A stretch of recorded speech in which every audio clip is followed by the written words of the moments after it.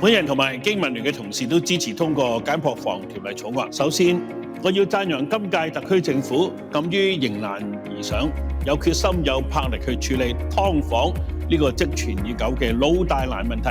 劏房問題嘅根源在於市場上確實存在對廉價居所嘅龐大需求。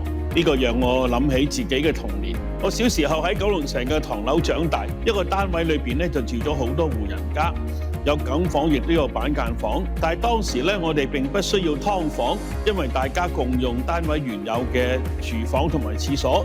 雖然居住空間細小，但係鄰里之間守望相助，關係融洽。煮咗美食咧就會互相分享，就咁樣咧就捱過咗嚟啦。然而時移世易，今日嘅社會環境已經難以複製過去嗰種共住嘅模式。